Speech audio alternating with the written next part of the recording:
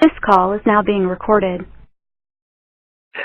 Josh, well, thanks for calling today. So I wanted to ask you whether you've played Atlantic City before. I have. I've played it a few times now, actually, and love playing up there. You know, it's a different market for us because it's a long way from us, obviously, but it's a great place to go and play. There's a lot of great country music fans up there, and they're always excited to see us because we don't get up there that often. And like I say, when we do go, that they're really excited. And actually, I did a live record for Cracker Barrel that came out last year called Live Across America, and actually took the recording of Why Don't We Just Dance from playing there in Atlantic City, and it ended up on the record. So all the folks in Atlantic City can go check out that record and enjoy it. And I'm sorry, which was it that was recorded in Atlantic City? Yeah, it was recorded in Atlantic City. Which track though? Why Don't We Just Dance? Oh, okay. So you record, each track came from a different venue, right? That was sort of the concept of the album. Yep. Are you kind of surveying all the hits or focusing on the last record? On that record? No, I was saying your live show. What are your plans for the live show? Oh, my live show, yeah. I mean, obviously we're playing all the hits that everybody knows and loves, and beyond that, here lately we've just really been playing a lot of the music from my current record, Punching Bag, and it's just a high energy, traditional flavored country show. We bring in our own set, our own lights, our own video. So not only are you going to get a great sounding show, but you're going to get a great looking show. So you're getting a lot for your money when you buy a ticket to my show. And does your wife still travel with you? Is she still performing, or is she home with the kids? Or?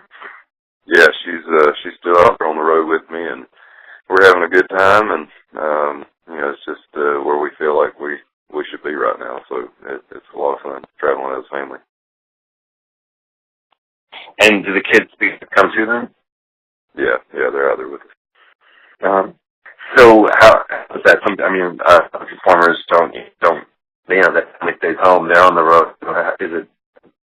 What do you like about it? Do you like the togetherness, or just this keeping sound life going while you're out there? Well, like I say, we just feel like that's what we're supposed to be doing right now, and we can't imagine doing it any other way. Obviously, my wife has a talent to play and sing, and she wants to use that, and our boys love going out on the road with us. They love getting on the bus and traveling and seeing new places and new things and meeting new people, and so we always try to make it a fun trip when we're out there. We're not the kind that just stays on the bus all the time and hangs around the venue. We always try to get out and do fun things, and so that's kind of a learning experience for them, and I feel like it enriches them when it comes time to do their schoolwork and learn things about our country. Were you listening to like George Jones, or who were some of the people that inspired you?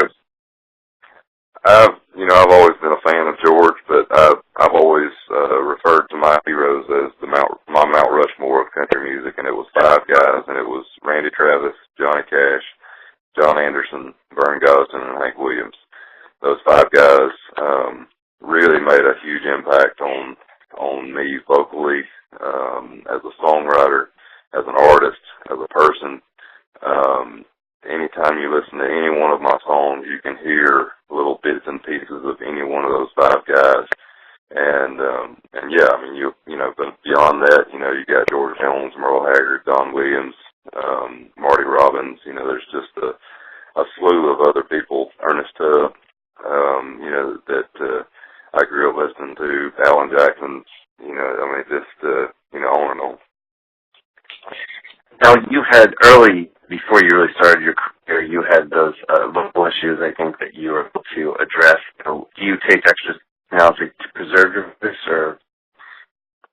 Yeah, I mean, it's a daily thing. You know, my voice, it takes a little while to kind of warm up. You know, but when I finally do get it warmed up, you know, it's something that, you know, I can do a lot with, and so I just have to. I can't take it for granted. I have to work at it. I have to take care of it. I have to rest it and make sure I'm, you know, drinking plenty of water throughout the day to keep it hydrated, and you know, just all those things. You know, as if you know, I mean, I'm in some ways I feel about it as an athlete would, because you know your vocal cords are muscles, and you have to take care of them. You have to work them out. You have to warm them up. You have to stretch them, and so that's kind of what I have to do each and every day to maintain, you know, my vocal health, because especially, you know, during our busy time of the year, which is right now, you know, it can be pretty taxing and pretty strenuous. So like I said, I just have to make sure it's in good working order. Now, it's been, I think, 10 years since you broke through with Long Black Train, so I'm curious, you know, what memories of that time with that song did you have any sense it was going to be the big album and the big thing that was going to, you know, push you through, or do you not know things until after the record comes out? That's a good question, because I wrote Long Black Train by myself, and you know, it was just one of those things. I didn't really think anybody would want to hear it. I thought it was too old-fashioned, too old-timey, and I played it for one friend of mine, and that was all it took, because she wanted me to play it for, you know, all these other people, and then it turned into me doing a demo for it at Belmont University here in Nashville, and so that just kind of, you know, started a snowball. I started doing it for recitals and seminars and you know, different classes at Belmont, and then I ended up playing it for a couple of publishers in town, and that led to a publishing deal, a production deal, and then eventually a record deal. And so, like I say, this song just kind of, you know, had a life of its own, and it was the first song I sang at the Grand Ole Opry for my debut, and I got 2 standing ovations and an encore. And then it became the title track of my first record, and a lot of people think that it was actually my first single, but it wasn't. My first single was She'll Go On You, and it stalled on the charts at around 45, and, you know, mainly because my whole promotion team at the label got let go. So when everything kind of got put back together, the label said, you know what, we need to put out a song that's, you know, that's totally Josh Turner. And so they picked Long Black Train. I thought they were crazy. I'm like, you know, they're picking this old-timey, old-fashioned gospel song that's had some success here in town, but I just didn't know how it would fly on commercial country radio. But then when they put it out, they had to work at it pretty hard. But man, you know, when it started being played, you know, the fans and the listeners just really gravitated towards it, and it changed a lot of people's lives and even saved some people's lives in some instances. And so it's been a signature song of mine for sure. And so that's definitely a song we have to play every night. So how do you still stay, you know, relevant, you know, with, you know, changing tastes and, you know, changing personnel? So how do you going with, you know, being a force on radio? That's a good question, and I wish there was an easy answer for that. But honestly, I just have to, you know, at the end of the day, I have to do what I feel right about and what I feel right about in my heart. And, you know, just you know, cut songs that I love.